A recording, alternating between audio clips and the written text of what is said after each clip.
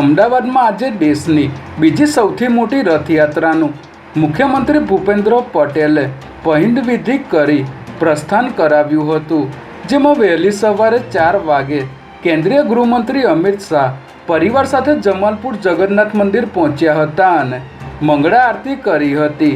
જે બાદ 7 વાગે મુખ્યમંત્રી ભૂપેન્દ્ર પટેલે પહિંદ વિધિ કરી રથ ખેંચીને રથયાત્રાનો આરંભ કરાવ્યો હતો. ત્યારે આ વર્ષે પ્રથમવાર ગુજરાત પોલીસ દ્વારા ભગવાનને ગાર્ડ ઓફ ઓનર આપવામાં આવ્યું હતું.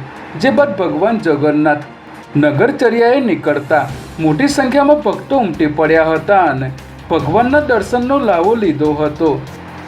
જો કે ખાડિયા વિસ્તારમાં એક હાથી બેકાબૂ થતાં નાસભાગ મચી ગઈ હતી.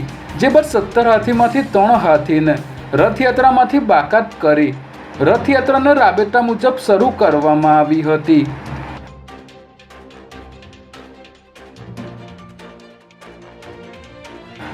રથયાત્રા ભગવાનના મોસાળ સરસપુરમાં પહોંચતા મહિલાઓએ ભજનની રમઝટ બોલાવી વાતાવરણ ભક્તિમય બનાવી દીધું હતું.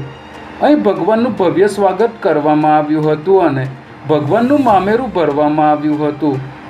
અહીં મોટી સંખ્યામાં ભક્તોએ ભોજન ગ્રહણ કર્યું હતું. જે બાદ પરંપરાગત રીતે રથયાત્રા નિજ મંદિરે પરત ફરી હતી.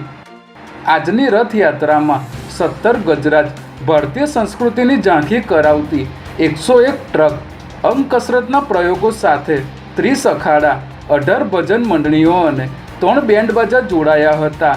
સાથે જ હરિદ્વાર, અયોધ્યા, નાસિક, જગન્નાથપુરી તથા સૌરાષ્ટ્રમાંથી 2500 જેટલા સાધુ સંતો પણ મોટી સંખ્યામાં જોડાયા હતા.